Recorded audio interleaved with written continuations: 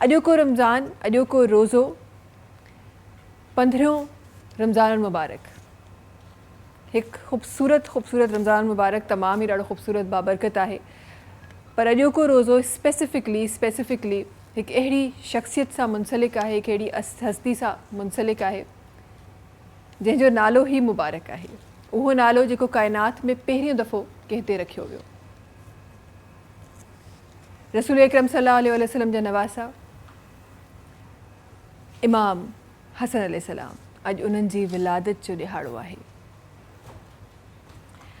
अॼु उहो मुबारक ॾींहुं जंहिं ॾींहं में इमाम हसन अलैहिस्सलाम जे ज़िक्र सां इंशाअल्लाह पंहिंजी ट्रांसमिशन में बरकतूं शामिल कंदासीं। छा ही ख़ूबसूरत हस्ती आहिनि जिन अखि खोली आहे त रसूल ख़ुदा सल्लल्लाहु अलैहि वसल्लम जो दीदार कयो अथनि, जिन पहिरियों जेको रिस्क आहे, रिस्क जी जॾहिं शुरूआति थिए थी उन जी शुरूआति रसूल सल्लल्लाहु अलैहि वसल्लम सां थी आहे ऐं वरी सोहबत उन्हनि जी मिली आहे, तरबियत उन्हनि जी मिली आहे। सुभान अल्लाह। खोड़ सारियूं रिवायतूं आहिनि, खोड़ सारियूं शयूं आहिनि जेके इंशाअल्लाह ट्रांसमिशन में शामिल कंदासीं। हिकु शइ जेका मां ॾाढी ख़ूबसूरत जेका मां शामिल करणु चाहियां थी, रसूल ख़ुदा सल्लल्लाहु अलैहि वसल्लम सां उन्हनि जी पंहिंजे नवासनि सां मोहब्बत ही एॾी ख़ूबसूरत हुई, एॾी प्यारी हुई। पाण नमाज़ में आहिनि, नमाज़ पढ़ाए रहिया आहिनि, सजदो कनि था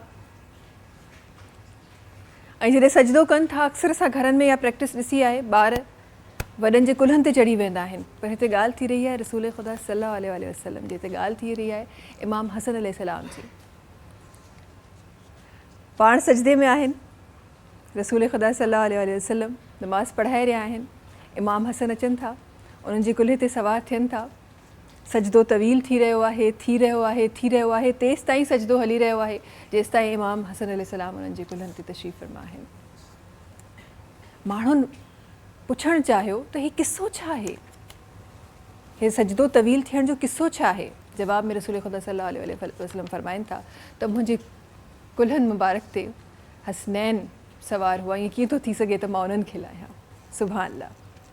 पाण जी सखावत अहिड़ी जंहिंजो मिसाल तव्हांखे न मिले। हीउ जेको घरानो आहे त सॼे घराने जी सखावत अहिड़ी जंहिंजो मिसाल तव्हांखे किथे न मिले। इमाम हसन अलैहिस्सलाम पाण कई दफ़ा ज़िंदगी में ईअं कयनि त जेको कुझु उन्हनि वटि हो ॿियनि खे ॾेई छॾनि, जेको कुझु उन्हनि वटि हो ॿियनि खे ॾेई छॾनि। हिकु दफ़ो न, इहो कई दफ़ा हिस्ट्री ॿुधाए थी, कई दफ़ा असांखे नज़र अचे थो।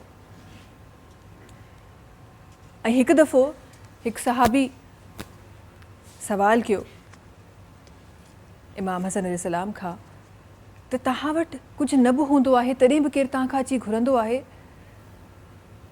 तव्हां वटि पंहिंजे लाइ न हूंदो आहे तॾहिं बि तव्हां उन्हनि खे ॾेई छॾींदा आहियो। ऐं जवाबु छा ई ख़ूबसूरत अचे थो, छा ई ख़ूबसूरत जवाबु अचे थो। जवाब में पाण फरमाइनि था त ख़ुदा ताला मूंखे ॾेई रहियो आहे, मां उनजे अॻियां उन्हनि जे बंदनि खे ॾेई रहियो आहियां। मूंखे डपु लॻे थो, हीउ इमाम हसन अलैहिस्सलाम जे लफ़्ज़ आहिनि, त मूंखे डपु लॻे थो त किथे ईअं न थिए त अगरि मां उनजे ॿारनि खे ॾियणु छॾे ॾियां त किथां हुतां इहो किसो, हुतां इहो सिलसिलो बंदि थी वञे। सुभान अल्लाह। ही उहे हस्तियूं आहिनि नाज़रीन जिन खां असांखे सिखण जे लाइ खोड़ कुझु मिले थो, असां खोड़ कुझु सिखी सघूं था हिननि खां। ॾियण जी हिकु रिवायत असांजे दीन में असांखे सेखारी वई आहे। ही उहे हस्तियूं आहिनि जिन पंहिंजी ज़िंदगियुनि में, ज़िंदगी मुबारका में इहे सभु शयूं करे ऐं असांखे ज़िंदगी गुज़ारण जा तरीक़ा सेखारिया आहिनि। पाण जी छा ई ख़ूबसूरत हस्ती आहे, छा ई शान आहे। नवासा आहिनि रसूल ख़ुदा सल्लल्लाहु अलैहि वसल्लम जा, भाउ आहिनि हुसैन जा, मां आहे बीबी फातिमा रज़ी अल्लाह ताला अन्हा, वालिद आहिनि हज़रत अली करम अल्लाह वजहो। सुभान अल्लाह। सब्सक्राइब कयो असांजो official YouTube channel Sindh TV HD Islamic ऐं वधीक अपडेट लाइ बेल आइकन खे क्लिक करियो।